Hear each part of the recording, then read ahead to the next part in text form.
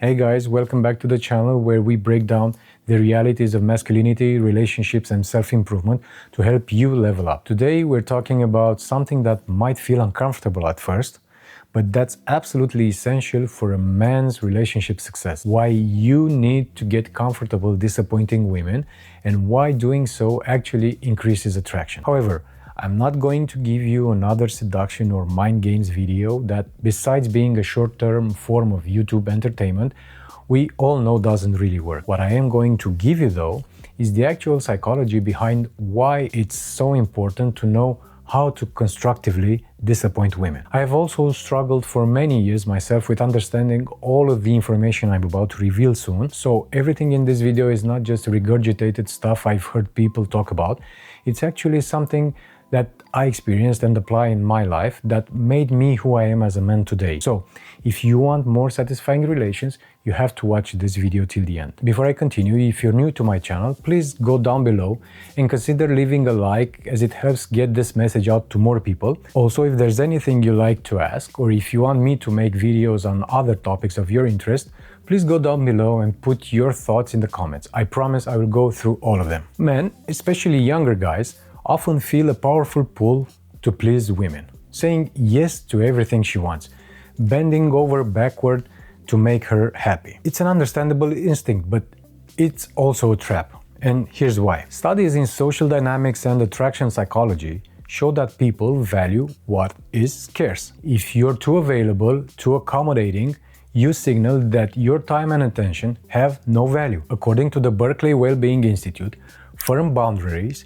generally lead to more independence, which can enhance personal attractiveness. On other repeated studies, researchers conducted a series of controlled experiments where participants were asked to evaluate potential romantic partners based on their responses to hypothetical relationship scenarios. Those who displayed firm boundaries and self-respect were consistently rated as more attractive, while those who were overly accommodating or lacked clear personal standards were seen as less desirable for long-term relationships. These findings highlight the psychological principle that scarcity and assertiveness enhance perceived value in social and romantic dynamics. So what's the key takeaway here? Being too agreeable diminishes your perceived value. Now here's another hard truth that most men don't realize. Women's love is demanding and all-consuming. It seeks more, it wants more and more of you. A simple way to imagine this is like starting a fire. At first, the fire is very fragile and quick to die off at the slightest gust of wind. Then, you put some more wood and the fire grows slowly. As you put more and more wood, you'll quickly see that the flames start burning through everything you throw at them. And the more logs you throw into the fire at once, the sooner you won't have any more wood to fit to the ravaging flames. In the same way, when a woman is deeply into you, she wants your time, your energy, your presence, even your thoughts. This isn't a bad thing, it's just female psychology at work. But if you're not careful, you'll sacrifice your own mission, purpose, and growth just to keep her happy. And ironically, this eventually will kill her attraction for you. Dr. David Buss, one of the world's leading psychologists, notes in his research that women are evolutionary wired to test a man's strength, ambition, and ability to stand firm. The same research by Dr. David Buss indicates that women have evolved mate preferences for men who exhibit resource acquisition potential and social status. The moment you surrender all of yourself, you stop being the high-value man she was initially attracted to. But you might think, well, if I just give her everything she wants, she'll love me more, right? Wrong. According to Psych Central, boundaries are a necessity in relationships to maintain a healthy balance of independence and interdependence. The same journal found that men who maintain a strong sense of self, pursue their own interests, and occasionally set boundaries were perceived as more attractive and desirable. That's because women are biologically driven to seek strong, competent partners, not pushovers. Men who lack personal boundaries are often seen as weak, and weakness is a deal breaker in attraction. Women may not always consciously realize it, but they actually respect and are drawn to men who can stand their ground. This is why women will sometimes test you, asking for things they don't necessarily need, pushing boundaries, or even picking fights. It's not always about what they're asking for, it's about seeing if you can hold the line.